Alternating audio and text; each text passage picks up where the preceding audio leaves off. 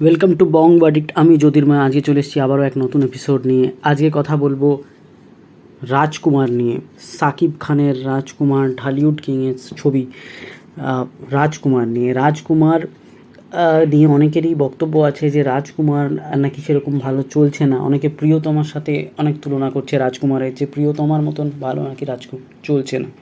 কিন্তু শত্রুর মুখে ছাই দিয়ে রাজকুমার কিন্তু আরও এগিয়ে যাচ্ছে। অলরেডি কিন্তু 1 উইক পেরিয়ে গেছে এবং 1 উইক পরে যা কালেকশন, সেটা শুনলে তোমরা হতবাক হয়ে যাবে। তোমরা জাস্ট ছিটকে যাবে যে এত টাকার কালেকশন, এত কিছু মানুষ বলছে, তার সত্ত্বেও সিনেমাটা এত টাকা কালেক্ট করে নিয়েছে।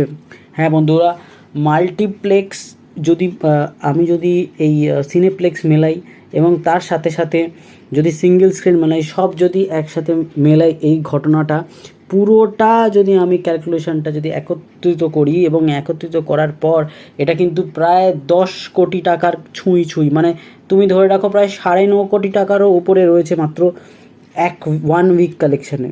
সেটা কিন্তু একটা বিরাট বড় রেকর্ড, সেটা যথেষ্ট বড় রেকর্ড।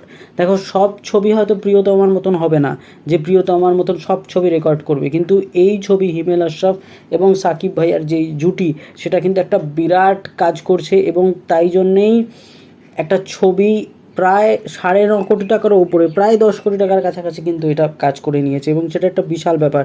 এবং আমি কিন্তু সিনেপ্লেক্স এবং সিঙ্গেল স্ক্রিন সব কিছু মিলিয়েই বলছি, এই অঙ্কটা কিন্তু এতটা অবধি পৌঁছেছে, এবং সেটা কিন্তু একটা বিরাট ব্যাপার।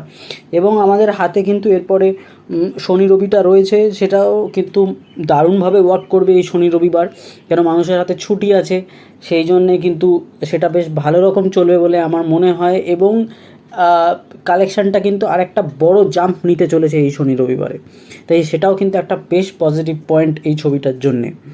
এবং এই ছবি কিন্তু ওয়ার্ড অফ মাউথও বেশ ভালো, যারা দেখেছেন তারা কিন্তু বেশ পছন্দ করেছেন এই ছবিটাকে। এবং তাদের যে এই জুটি, মানে হিমেল আশরাফ এবং সাকিব ভাইয়ের যে জুটি, সেই জুটিটা কিন্তু মানুষ পছন্দ করছেন। আগের ছবিতেও পছন্দ করেছেন, এই ছবিতেও পছন্দ করেছেন। ছবিটা কিন্তু 145 মিনিটের, এবং আমি যদি খুব ভুল না করে থাকি, এই ছবির বাজেট কিন্তু 7.5 কোটি টাকা। তো এই 7.5 কোটি টাকা যদি বাজেট হয় এই ছবিটার, তাহলে অলরেডি 9.5 কোটি টাকার বেশি কালেকশন করে নিয়েছে। তাহলে এই উইকেন্ড থেকে যা কিছু কালেকশন হচ্ছে, সেটা কিন্তু পুরোটাই কিন্তু লাভের অংশের মধ্যে যাচ্ছে। তাই জন্যে যেটুকু টাকা সাকিব খান নিচ্ছেন, তার থেকে অনেক বেশি রিটার্ন কিন্তু উনি প্রডিউসারদের দিচ্ছেন। এবং এই ছবিটা কিন্তু আরশাদ আদনানের প্রোডাকশানে রয়েছে, সেটা কিন্তু তার পক্ষেও একটা বিরাট নিউজ, যে পরপর কিন্তু তার থেকেও এত বড় হিট ছবি কিন্তু দিচ্ছেন। তাই এটা কিন্তু একটা বিরাট ব্যাপার।